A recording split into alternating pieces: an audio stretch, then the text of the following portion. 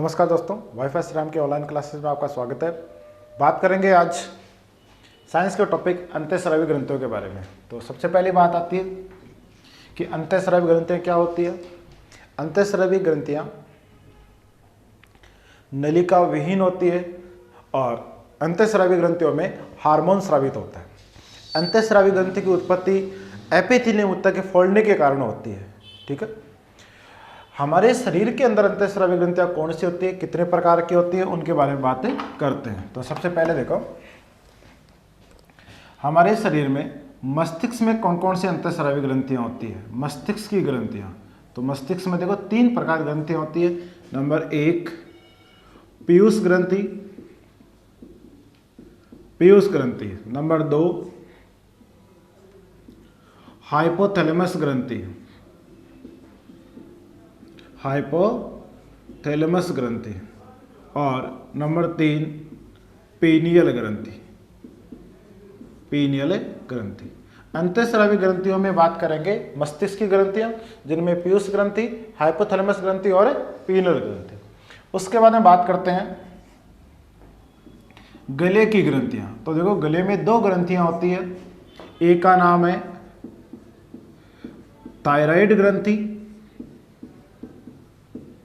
दूसरी होती है पैराथायराइड ग्रंथि। थायराइड ग्रंथि और पैराथायराइड ग्रंथि। अब देखो, थायराइड ग्रंथि होती है, इसको हिंदी में बोलते हैं आउटू ग्रंथि। कौन सी ग्रंथि? आउटू ग्रंथि। और पैराथायराइड ग्रंथि, इसको बोलते हैं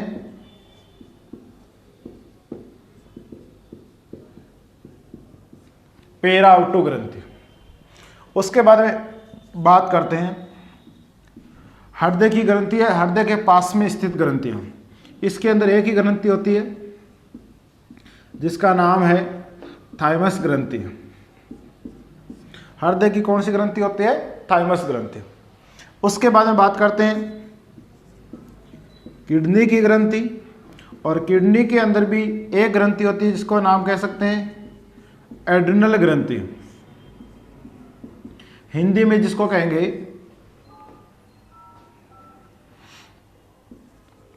अधिवक्र ग्रंथि, अधिवक्र ग्रंथि।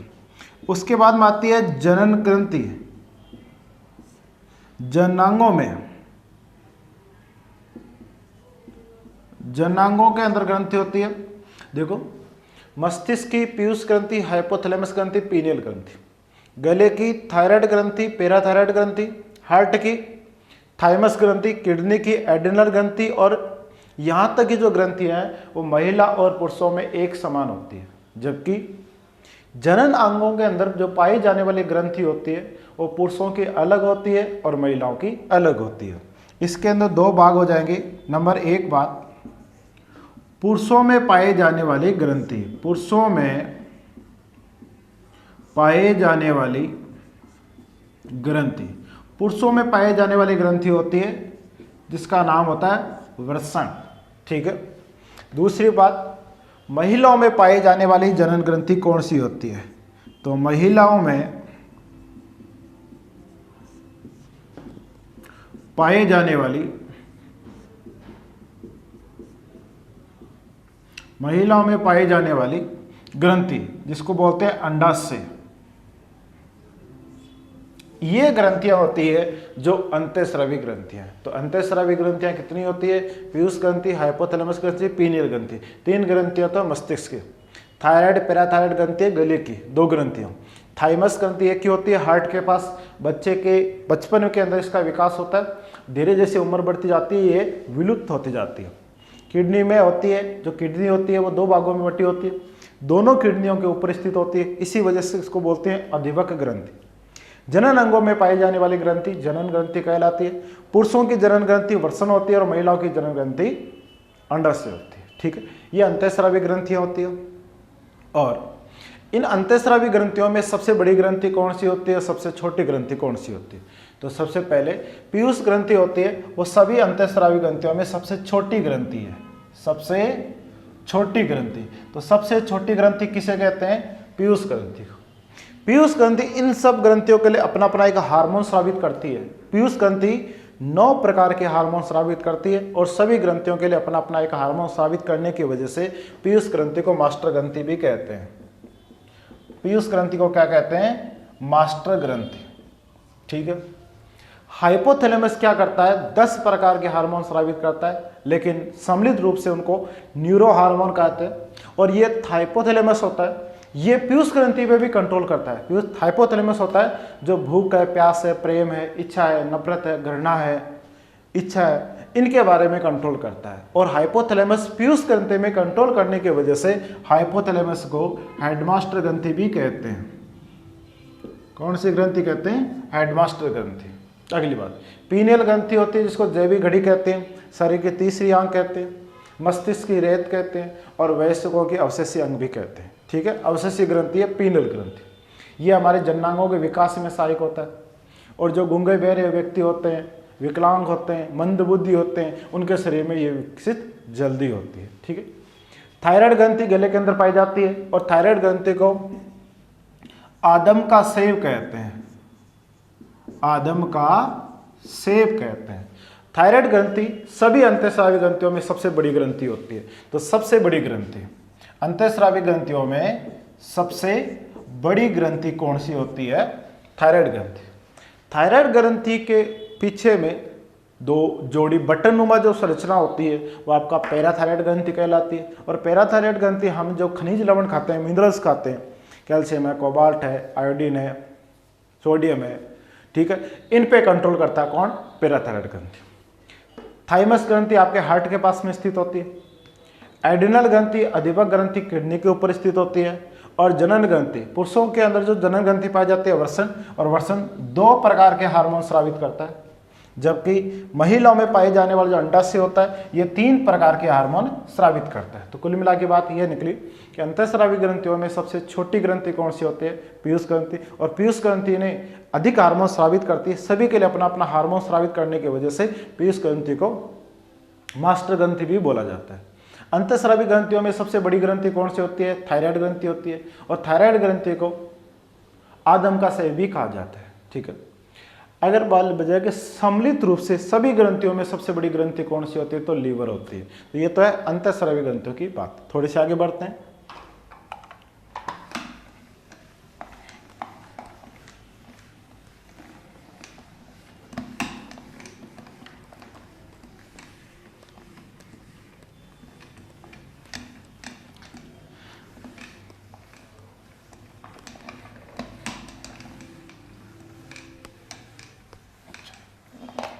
आगे देखो, लीवर। लीवर एक ग्लैंड या गांठ होती है, शरीर की सबसे बड़ी ग्रंथि। शरीर की सबसे बड़ी ग्रंथि, शरीर की सबसे बड़ी ग्रंथि कौन सी होती है? लीवर। लगभग 1.5 से 2 किलो होता है। इसको जैव रासायनिक प्रयोगशाला भी कहते हैं। ठीक है। ये हमारी शरीर की सबसे बड़ी ग्रंथि होती है। बात करें मिश्रित ग्रंथि की, तो देखो मिश्रित ग्रंथि तो एक ही है, मिश्रित ग्रंथि। मिश्रित ग्रंथि, तो देखो मिश्रित ग्रंथि एक ही है और जिसका नाम है अग्नाशय। अग्नाशय, अग्नाशय ग्रंथि। ये जो अग्नाशय ग्रंथि होती है ये हार्मोन भी स्रावित करती है और एंजाइम भी स्रावित करती है। अंतःस्रावी ग्रंथियां वे होती है जो हार्मोन स्रावित करती है। बहिस्रावी ग्रंथियां वे होती है जो एंजाइम स्रावित करती है। अग्नाशय ग्रंथि हार्मोन भी स्रावित करती है तो एंजाइम भी स्रावित करती है। इसी वजह से अग्नाशय ग्रंथि को मिश्रित ग्रंथि बोलते हैं। ये 2% अंतःस्रावी ग्रंथि के रूप में काम करती है, तो 98% 98% ये बहिस्रावी ग्रंथि के रूप में कार्य करती है। ठीक है। अब देखो अग्नाशय ग्रंथि के कई नाम है। अग्नाशय ग्रंथि को आप पक्वाशय भी कह सकते हो, अग्नाशय ग्रंथि को आप पैनक्रियाज बोल सकते हो, अग्नाशय ग्रंथि को मिश्रित ग्रंथि बोल सकते हो, अग्नाशय ग्रंथि को सबसे बड़ी अग्नाशय ग्रंथि, मिश्रित ग्रंथियों में सबसे बड़ी ग्रंथि भी अग्नाशय है, तो मिश्रित ग्रंथि की सबसे छोटी ग्रंथि भी अग्नाशय, क्योंकि ग्रंथि एक ही है तो अपना भी सबसे बड़ी होगी, सबसे छोटी होगी। अब बात करते हैं अंतःस्रावी ग्रंथियों के एक एक की व्याख्या सहित। तो अपने सबसे पहले नंबर 1 आता है पीयूष ग्रंथि। तो बात करते हैं पीयूष ग्रंथि के बारे में। पीयूष ग्रंथि। सबसे पहली बात, हमारा जो मस्तिष्क होता है, हमारा जो मस्तिष्क होता है, उस मस्तिष्क के 3 भाग होते हैं, अग्र मस्तिष्क, मध्य मस्तिष्क और पश्चिम मस्तिष्क। तो हमारे अग्र मस्तिष्क में पाई जाती है। पीयूष ग्रंथि कहाँ स्थित होती है? अग्र मस्तिष्क। अग्र मस्तिष्क के अंदर एक हड्डी होती है, इसका नाम स्पेनोइड। कौन सी हड्डी होती है? स्पेनोइड हड्डी होती है। और स्पेनोइड हड्डी के सेला टार्सिका नामक गड्ढे में, स्पेनोइड हड्डी के सेला टार्सिका नामक गड्ढे में या ग्रत के अंदर मटर कह दो या मक्का कह दो, मटर या मक्के के दाने के समान 0.6 ग्राम की, कितने ग्राम की? 0.6 ग्राम। देखो, अंतःस्रावी ग्रंथियों में सबसे पहले ग्रंथि आती है पीयूष ग्रंथि। पीयूष ग्रंथि मस्तिष्क में पाई जाती है। मस्तिष्क में फिर 3 भाग होते हैं, अग्र मस्तिष्क, मध्य मस्तिष्क और पश्चिम मस्तिष्क। मस्तिष्क के अग्र मस्तिष्क के अंदर यह स्थित होती है। अग्र मस्तिष्क में भी स्पेनोइड नाम की हड्डी होती है, उसके अंदर सेला टार्सिका नामक गड्ढा होता है। उस सेला टार्सिका नामक गड्ढे के अंदर मटर कह दो या मक्के कह दो, मटर या मक्के के दाने के समान 0.6 ग्राम की छोटी सी एक ग्रंथि होती है, उसको बोलते हैं पीयूष ग्रंथि। यह पीयूष ग्रंथि होती है। 0.6 ग्राम होने की वजह से सभी अंतःस्रावी ग्रंथियों में सबसे छोटी ग्रंथि होती है। साथ ही पीयूष ग्रंथि होती है, ये सभी अंतःस्रावी ग्रंथियों पर नियंत्रण करती है, इसलिए इसको मास्टर ग्रंथि भी बोलते हैं। कौन सी ग्रंथि कहते हैं इसको? मास्टर ग्रंथि। अब बात करते हैं, तो पीयूष ग्रंथि होती है वो खुद 2 पालियों में या 2 भागों में विभाजित होती है। कितने भागों में विभाजित होती है? 2 भागों में। तो देखो, पीयूष ग्रंथि 2 भागों में विभाजित होती है। पीयूष ग्रंथि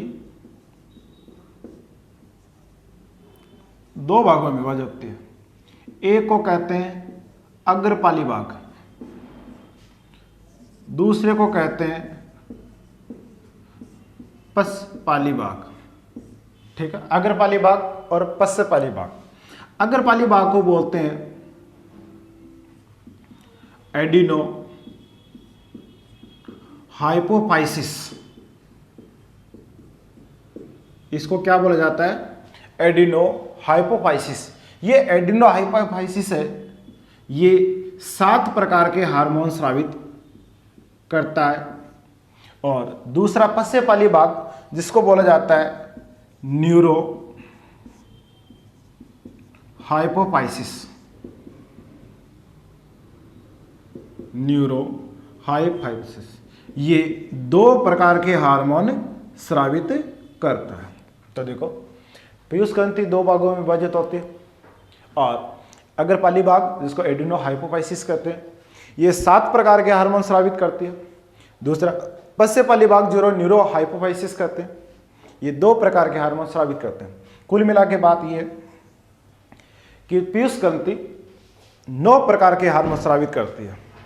9 प्रकार के। अब कौन कौन से हार्मोन होते हैं उसके बारे में बात करते हैं। तो देखो, सबसे पहला हार्मोन लेते हैं। पीयूष ग्रंथि जो 9 प्रकार के हार्मोन स्रावित करती है उनकी चर्चा करते हैं। तो पीयूष ग्रंथि द्वारा स्रावित हार्मोन, पीयूष ग्रंथि द्वारा स्रावित हार्मोन।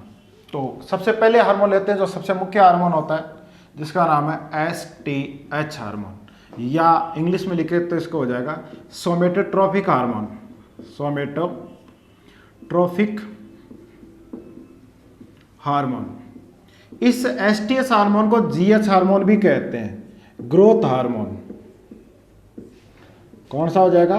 ग्रोथ हार्मोन, या इसको हिंदी में वृद्धि हार्मोन भी कहते हैं, वृद्धि हार्मोन।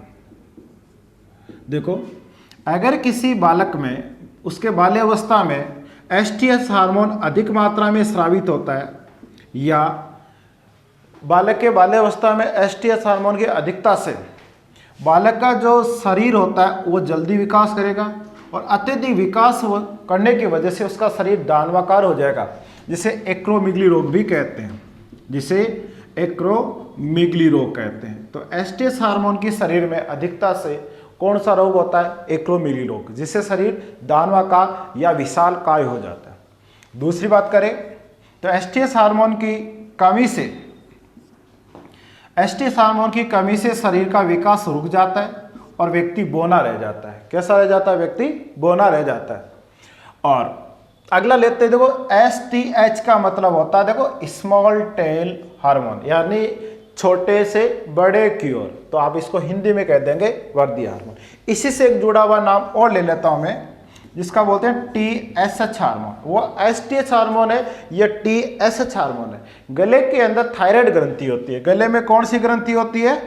थायराइड ग्रंथि होती है। और थायराइड ग्रंथि के अंदर थायरोक्सिन हार्मोन स्रावित होता है। थायराइड ग्रंथि में थायरोक्सिन हार्मोन स्रावित होता है, लेकिन उस थायरोक्सिन हार्मोन को स्रावित करने के लिए कौन सा हार्मोन उसको प्रेरित या मोटिवेट करता है? तो देखो, थायराइड ग्रंथि में स्रावित होने वाला जो थायरोक्सिन हार्मोन है उसको मोटिवेट कौन करता है? TSH hormone. पीयूष ग्रंथि में पाया जाने वाला टीएसएच हार्मोन है जो थायराइड ग्रंथि में स्रावित होने वाला थायरोक्सिन हार्मोन को प्रेरित करता है, जिसको बोलते हैं टीएसएच हार्मोन। एक आता है ऑक्सीटोसिन हार्मोन, आगे आता है ऑक्सीटोसिन हार्मोन। कौन सा हार्मोन आता है? Oxytocin hormone. देखो, ऑक्सीटोसिन हार्मोन क्या होता है? ये केवल महिलाओं में स्रावित होता है। पहली बात तो यही इसकी, ये केवल किस में स्रावित होता है? महिलाओं के अंदर। ये करता क्या शरीर में काम? महिलाओं के जब गर्भवती महिलाएं होती है, तो गर्भवती महिला के प्रसव होने से पहले, डिलीवरी होने से पहले प्रसव पीड़ा शुरू होती है। वो प्रसव पीड़ा जिसको हम लेबर पेन कहते हैं, वो प्रसव पीड़ा शुरू कराने का काम ऑक्सीटोसिन हार्मोन का होता है। तो ऑक्सीटोसिन हार्मोन का काम क्या होता है? गर्भवती महिलाओं के प्रसव पीड़ा शुरू करना, लेबर पेन शुरू करना। ठीक है, किसका काम होता है? ऑक्सीटोसिन हार्मोन का काम होता है। वर्तमान में ऑक्सीटोसिन हार्मोन का क्या उपयोग होता है? तो देखो, वर्तमान के अंदर मार्केट में मिलने वाले जितने भी फल, सब्जियां, इनके बारे में इसका इस्तेमाल किया जाता है। तो देखो, ऑक्सीटोसिन जो हार्मोन होता है, वो ऑक्सीटोसिन हार्मोन का दैनिक जीवन में क्या उपयोग है? तो देखो, ऑक्सीटोसिन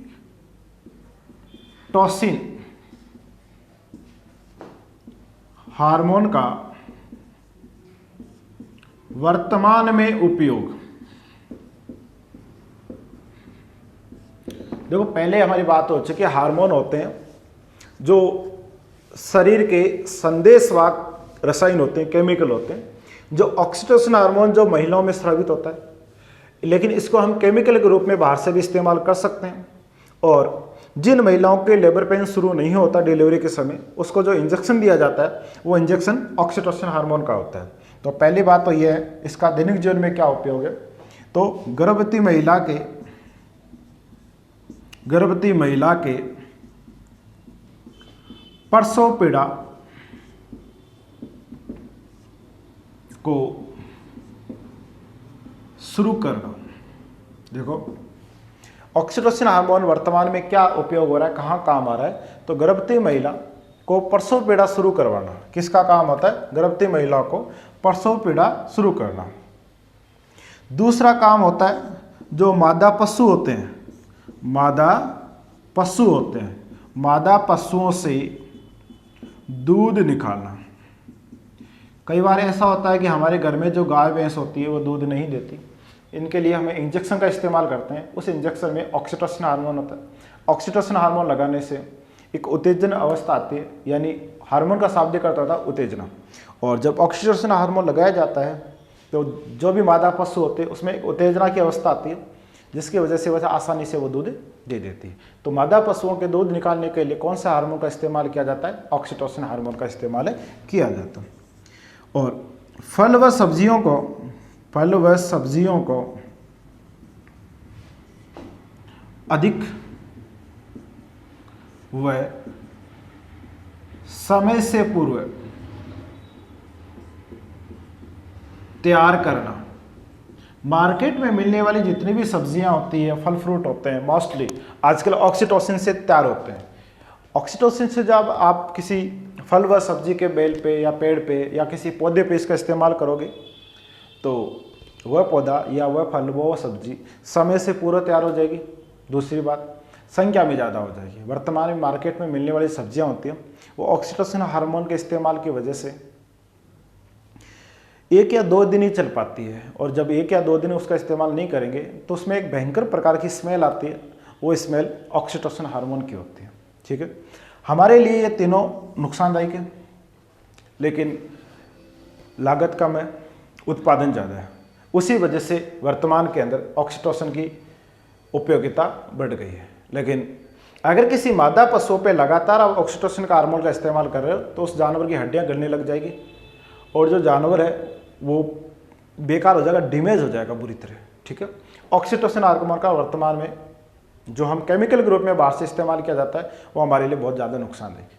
इसी प्रकार सब्जियों के ऊपर भी इस्तेमाल किया जाता है। तो जो चीज़ अपने को प्रोटीन मिलना चाहिए, वसा मिलनी चाहिए, कार्बोहाइड्रेट मिलना चाहिए, विटामिन मिलने चाहिए, मिनरल्स मिलने चाहिए, वो इनकी वजह से नहीं मिल पाते। क्योंकि अगर कोई सब्जी 3 महीने में, 4 महीने में या 2 महीने में जो सही समय से तैयार होती है उसको ये महीने में, 1.5 महीने में तैयार कर देते हैं, तो जो चीज़ मिलनी चाहिए थी वो मिल नहीं पाती है। लेकिन उत्पादन अधिक होने की वजह से, समय कम होने की वजह से ये वर्तमान में उपयोग में लिया जाता है। अब बात करते हैं एसटीएच हार्मोन हो गया, दूसरा हमने टीएसएच हार्मोन हो गया, अगला हमारा ऑक्सीटोसिन हार्मोन हो गया। उसके बाद हम बात करें तो अंतःस्रावी ग्रंथियों में अपने हार्मोन की बात करें तो आगे आता है एफएसएच हार्मोन। एफएसएच हार्मोन ये होता है फोलिकुलर स्टिमुलेटिंग हार्मोन। ये हार्मोन पुष्टि का प्रेरक हार्मोन के नाम से भी कहलाता है। ये हार्मोन नर के अंदर वर्षण में शुक्राणुओं को, ये हार्मोन नर के वर्षण में शुक्राणुओं को और मादा के अंडाशय में जो एस्ट्रोजन हार्मोन स्रावित होता है उसको प्रेरित मोटिवेट करता है। अगला हार्मोन आता है एलएच हार्मोन, जिसको ल्यूटिनाइजिंग हार्मोन कहते हैं। ल्यूटिनाइजिंग हार्मोन, यह हार्मोन केवल महिलाओं में स्रावित होता है। केवल किन में स्रावित होता है? महिलाओं में स्रावित होता है।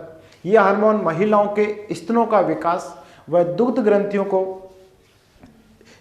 ग्रंथियों से दुग्ध के संश्लेषण में आवश्यक है।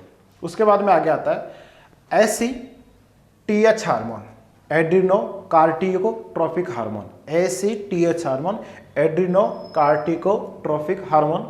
यह हार्मोन एड्रिनल ग्रंथि के लिए स्रावित होने वाला एड्रेनलिन हार्मोन है, उसको प्रेरित करता है। आगे आता है प्लेक्ट्रीन हार्मोन, ये महिलाओं में स्रावित होने वाला हार्मोन है। यह हार्मोन महिलाओं के दुग्ध ग्रंथियों से दुग्ध के संश्लेषण में आवश्यक है। उसके बाद में आता है एमएसएच हार्मोन, मेलेनोसाइट प्रेरक हार्मोन। मनुष्य के या व्यक्तियों के त्वचा का रंग और तिलों के निर्माण में आवश्यक है। ADH hormone, anti diuretic hormone, ये जल हानि पर नियंत्रण रखता है और शरीर के अंदर जल के पुनः अवशोषण में सहयोग करता है, इसलिए इसको मूत्ररोधी हार्मोन भी कहा जाता है। तो पीयूष ग्रंथि में कुल 9 प्रकार के हार्मोन स्रावित होता है। तो नंबर 1 हमने पढ़ा एसटीएच हार्मोन। एसटीएच हार्मोन की अधिकता से व्यक्ति में एक्रोमेगली रोग हो जाता है, विशालकाय शरीर हो जाता है। एसटीएच हार्मोन की कमी से व्यक्ति बौना रह जाता है। दूसरा पढ़ा हमने टीएसएच हार्मोन, ये थायराइड स्टिमुलेटर हार्मोन है। थायराइड ग्रंथि में स्रावित होने वाला जो थायरोक्सिन हार्मोन है उसको मोटिवेट करता है। तीसरा पढ़ा ऑक्सीटोसिन हार्मोन। ऑक्सीटोसिन हार्मोन केवल महिलाओं में पाया जाता है। महिला के डिलीवरी में जो लेबर पेन शुरू होता है उसको प्रेरित करने का कार्य करता है। उसके बाद में आता है FSH hormone, follicular stimulating hormone, ये पुष्टि का प्रेरक हार्मोन भी कहलाता है। यह हार्मोन नर के वर्षण में शुक्राणुओं को और मादा के अंडाशय में एस्ट्रोजन हार्मोन को प्रेरित करता है। एलएच ल्यूटिनाइजिंग हार्मोन, ये केवल महिलाओं में स्रावित होता है। महिलाओं के स्तनों के विकास और दुग्ध संश्लेषण में आवश्यक है।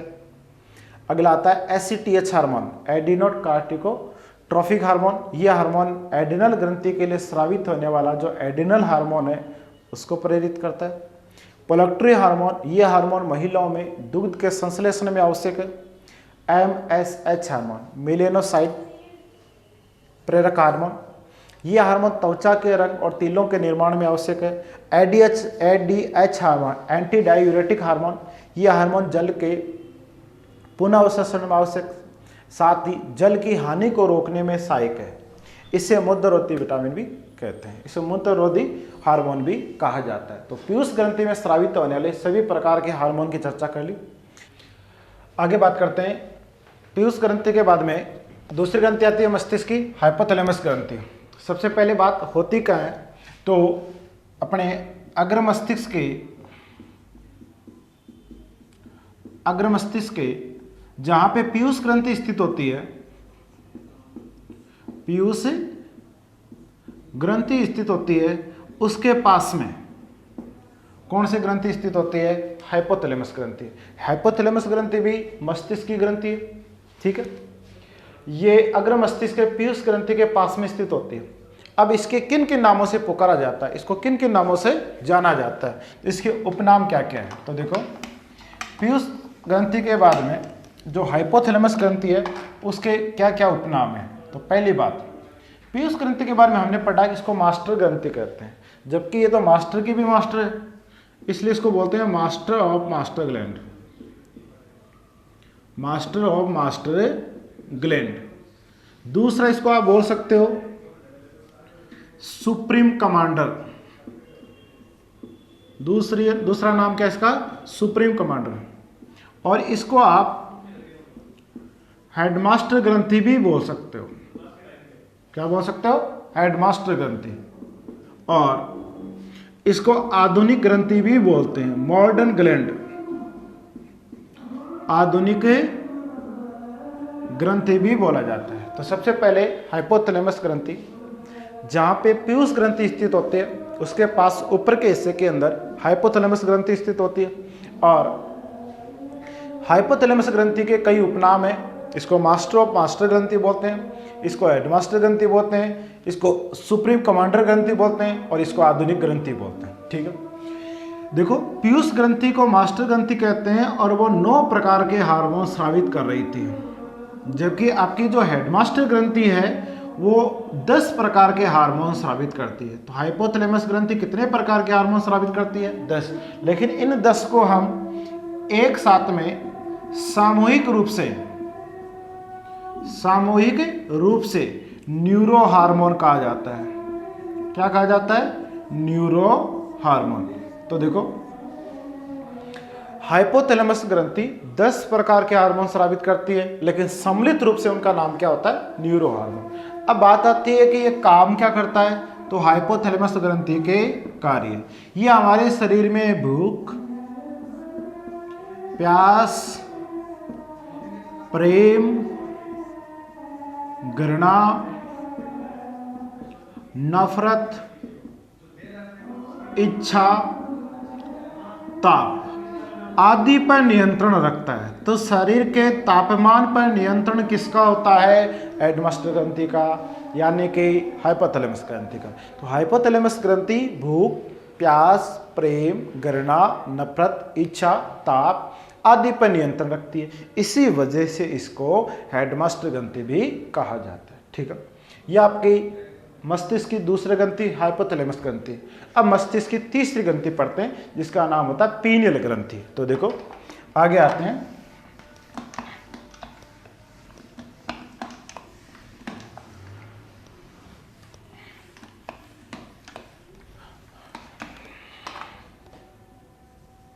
तीसरी आती है मस्तिष्क की पीनियल ग्रंथि। कौन सी ग्रंथि?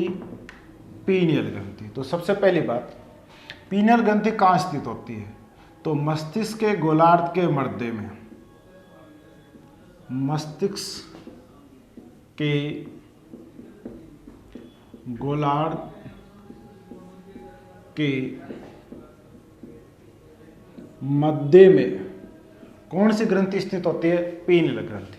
ये पीनियल ग्रंथि होती है, इसके कई उपनाम हैं। पीनियल ग्रंथि के भी उपनाम हैं। अब देखो क्या क्या नाम है। नंबर 1 बात, पीनियल ग्रंथि को आप शरीर की तीसरी आंख भी कहते हैं। पीनियल ग्रंथि को लैंगिक जैविक घड़ी कहा जाता है। लैंगिक जैविक घड़ी कहा जाता है। पीनियल ग्रंथि को मस्तिष्क की रेत कहा जाता है। मस्तिष्क की रेत कहा जाता है। पीनियल ग्रंथि को वयस्कों की अवशेषी ग्रंथि भी कहा जाता है। तो पीनियल ग्रंथि के उपनाम क्या क्या है? पीनियल ग्रंथि मस्तिष्क के गोलार्ध के मध्य में स्थित होती है। इसे तीसरी आंख कहते हैं। इसको लैंगिक जैविक घड़ी कहा जाता है, मस्तिष्क की रेत कहा जाता है और वयस्कों की अवशेषी ग्रंथि कहते हैं। लैंगिक जैविक घड़ी इसलिए कहा जाता है कि पीनियल ग्रंथि जनन अंगों के विकास में सहायक है। किसमें सहायक है? पीनियल ग्रंथि लैंगिक जो जनन क्रिया होती है, उनके जो अंगों का विकास होता है उसमें सहायक होने की वजह से इसको लैंगिक जैविक घड़ी भी कहा जाता है। ठीक है, और ये हमारे जनन अंगों के विकास में सहायक है। इसके अलावा जो व्यक्ति गूंगे होते हैं, जो व्यक्ति गूंगे होते हैं, जो व्यक्ति बहरे होते हैं, जो व्यक्ति मंद बुद्धि होते हैं और जो व्यक्ति दिव्यांग होते हैं, उनके शरीर में ये सेक्स मेजोरिटी, जिसको आप कह सकते हो जनन परिपक्वता, समय से पूर्व आती है। समय से पूर्व आती है। जो व्यक्ति दिव्यांग होते हैं, मंद बुद्धि होते हैं, गूंगे होते हैं, बहरे होते हैं, उनके अंदर जो सेक्स मैच्योरिटी होती है वो समय से पूर्व आती है। ठीक है, और इस पीनियल ग्रंथि के अंदर मेलानिन या मेलेटाइनिन हार्मोन स्रावित होता है। कौन सा हार्मोन स्रावित होता है? पीनियल ग्रंथि में मेलानिन या मेलेटाइनिन हार्मोन स्रावित होता है। यह हार्मोन शरीर के त्वचा के रंग के निर्धारण में सहायक है। अगर किसी व्यक्ति में मेलानिन हार्मोन कम स्रावित होगा, यानी इसकी कमी से व्यक्ति गोरा होता है, और इसकी अधिकता से व्यक्ति काला होता है। अधिकता से व्यक्ति कैसा बन जाता है? काला बन जाता है। ठीक है, यह कहलाती है आपकी पीनियल ग्रंथि। तो पीनियल ग्रंथि मस्तिष्क के गोलार्ध के मध्य में स्थित होती है। इसको तीसरी आंख भी कहते हैं, इसको लैंगिक जैविक घड़ी भी कहते हैं। लैंगिक जैविक घड़ी कहने का मतलब यह होता है कि यह जनन अंगों के विकास में सहायक है। इसको मस्तिष्क की रेत भी कहते हैं। इसको वयस्कों की अवशेषी ग्रंथि भी कहा जाता है। और व्यक्ति जो गूंगे होते हैं, बहरे होते हैं, मंद बुद्धि होते हैं, दिव्यांग होते हैं, ठीक है, उनमें जनन पक्वता समय से पूर्व आती है। ठीक है, मेलानिन या मेलेटाइनिन हार्मोन स्रावित होता है और ये त्वचा के रंग के निर्धारण में आवश्यक होता है। तो हमारी मस्तिष्क की तीनों ग्रंथियां कंप्लीट होती है। अब बात करते हैं गले की ग्रंथि। तो देखो, गले की जो ग्रंथियां हैं वो 2 है और दोनों की चर्चा करते हैं। तो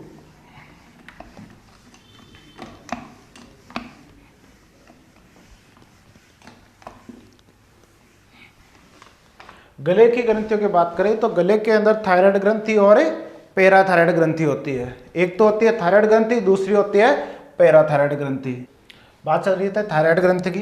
तो देखो, थायराइड ग्रंथि अपने गले में पाई जाती है। गले के अंदर एच अक्षर अंग्रेजी वर्णमाला के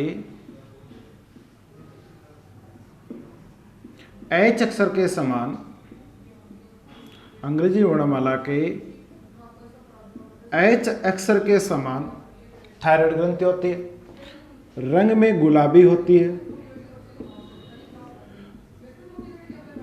25 से 30 ग्राम इसका वजन होता है, इसलिए सभी अंतःस्रावी ग्रंथियों में सबसे बड़ी ग्रंथि, सभी अंतःस्रावी ग्रंथियों की सबसे बड़ी अंतःस्रावी ग्रंथि कौन सी होती है?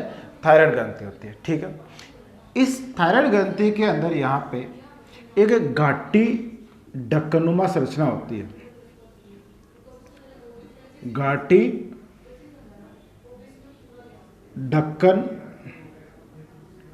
नुमा संरचना होती है, घाटी ढक्कनुमा संरचना होती है, जिसको एपिग्लोटिस कहा जाता है, जिसको एपिग्लोटिस कहा जाता है। ये एपिग्लोटिस होती है जो भोजन नली और श्वास नली इस दोनों के लिए सहमार्ग का कार्य करती है। खाना खाते समय बोलना नहीं चाहिए, इसलिए नहीं बोलना चाहिए कि जब हम सांस ले होते हैं तो भोजन नली रुक जाती है, और भोजन नली जब हम खाना खा रहे होते हैं उसमें श्वास नली में एपिग्लोटिस कार्य करता है। इसी वजह से खाना खाते समय अपने को बातें नहीं करनी चाहिए।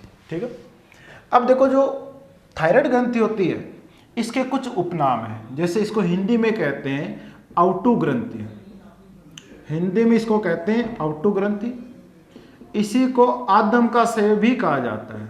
क्या कहा जाता है इसको? आदम का सेब कहा जाता है, आदम का सेब भी कहते हैं इसको, आउटू ग्रंथि भी कहा जाता है। चलो अब बात करते हैं कि जो थायराइड ग्रंथि होती है इसके अंदर कौन सा हार्मोन स्रावित होता है। तो देखो थायराइड ग्रंथि के अंदर थायरोक्सिन हार्मोन स्रावित होता है। थायराइड ग्रंथि में थायरोक्सिन हार्मोन स्रावित होता है। ये थायरोक्सिन हार्मोन स्रावित करने के लिए TSH हार्मोन प्रेरित करता है। यह TSH हार्मोन पीयूष ग्रंथि द्वारा स्रावित होता है, जो थायराइड ग्रंथि के थायरोक्सिन हार्मोन को स्रावित करने के लिए प्रेरित करता है। थायरोक्सिन हार्मोन का निर्माण आयोडीन से होता है। किससे होता है? आयोडीन। इसलिए थायरोक्सिन हार्मोन में 65% आयोडीन ही होता है। आगे बात करते हैं कि थायराइड ग्रंथि से जुड़े हुए कोई रोग है तो हमारे शरीर में थायराइड ग्रंथि से स्रावित होने वाला जो थायरोक्सिन हार्मोन है उसकी कमी या वृद्धि से कौन से रोग उत्पन्न होते हैं? तो थायराइड ग्रंथि से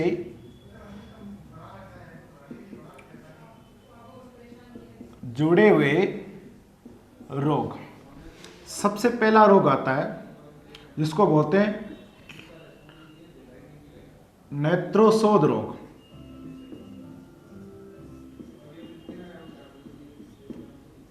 नेत्रोशोथ रोग। तो देखो थायरोक्सिन हार्मोन की अधिकता से, थायरोक्सिन हार्मोन की अधिकता से, थायरोक्सिन हार्मोन की अधिकता से हृदय की धड़कन बढ़ जाती है, हृदय स्पंदन दर बढ़ जाती है, हृदय स्पंदन दर बढ़ जाती है, आंखों की पुतलियां फैल जाती है, आंखों की पुतलियां फैल जाती है और आंखें बाहर की ओर लटक जाती है, जिन्हें नेत्रोशोथ रोग कहा जाता है। दूसरी बात, दूसरा रोग था जड़ वामनता रोग। जड़ वामनता रोग थायरोक्सिन हार्मोन की कमी से, थायरोक्सिन हार्मोन की कमी से बालक का शारीरिक और मानसिक विकास रुक जाता है। शारीरिक व मानसिक विकास रुक जाता है, जिसे जड़ मावनता रोग कहा जाता है। जड़ मावनता रोग थायरोक्सिन हार्मोन की कमी से शारीरिक व मानसिक विकास रुक जाता है, जिसे जड़ मावनता रोग कहा जाता है। तीसरा आता है हाशीमाटा रोग। कौन सा रोग आता है? हाशीमाटा। जब हमारे शरीर में थायराइड ग्रंथि में थायरोक्सिन हार्मोन की कमी होती है तो उसके उपचार के लिए जो दवाइयां देते हैं वो दवाइयां कभी कभी विष का कार्य करते हैं। किसका कार्य करता है? विष का, जिसकी वजह से थायराइड ग्रंथि नष्ट होने लगती है, जिसको हाशीमाटा रोग भी कहते हैं। इसको आत्मघाती रोग भी कहा जाता है। आत्मघाती रोग भी कहा जाता है। अगला रोग आता है प्लूमर। हमारे थायराइड ग्रंथि में कुछ गांठनुमा संरचना बनती है, वो गांठनुमा संरचना आगे जाकर गले का कैंसर का रूप ले लेती है। वो ये कैंसर का रूप प्लूमर रोग की वजह से होता है, यानी गांठ की संरचना की वजह से होता है। और गले की गांठ या गले का कैंसर के उपचार में आयोडीन 131 का इस्तेमाल किया जाता है। तो जो कीमियोथेरेपी होती है उसके अंदर आयोडीन 131 का इस्तेमाल किया जाता है गले के कैंसर के लिए। अगला आता है घेंगा गलगंड या गोइटर रोग। घेंगा गलगंड या गोइटर रोग आयोडीन की कमी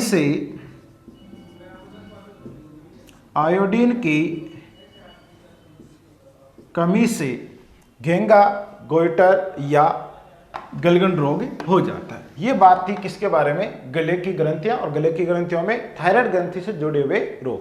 अब इस गले की ग्रंथि में दूसरी ग्रंथि आती है जिसका नाम है पैराथायराइड ग्रंथि। दूसरी ग्रंथि आती है पैराथायराइड ग्रंथि। तो देखो पैराथायराइड ग्रंथि क्या होती है। नंबर 2 पैराथायराइड ग्रंथि।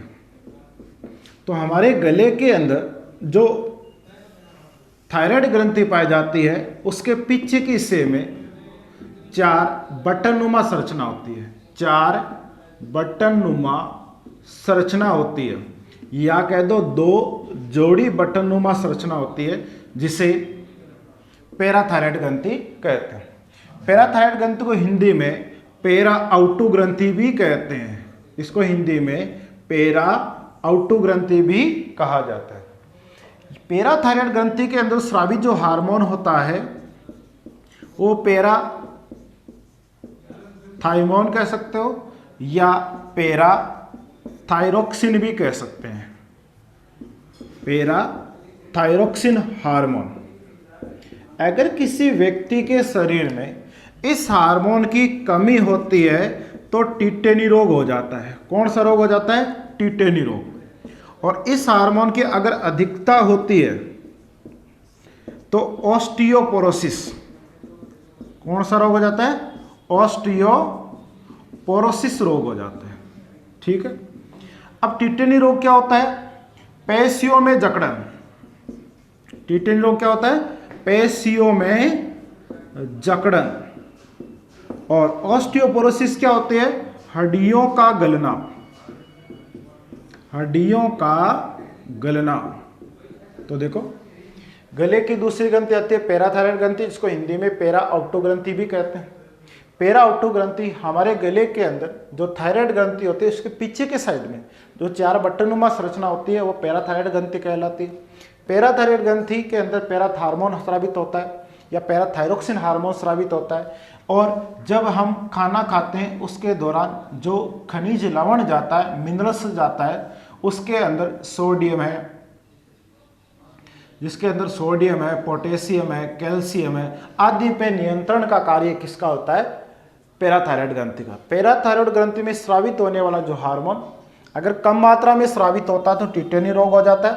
टिटेनी रोग पेशियों में जकड़न होती है और अधिकता से ऑस्टियोपोरोसिस हो जाता है और ऑस्टियोपोरोसिस से हड्डियों का गलना होता है। आज के लिए इतना ही। Thank you. जय श्री राम।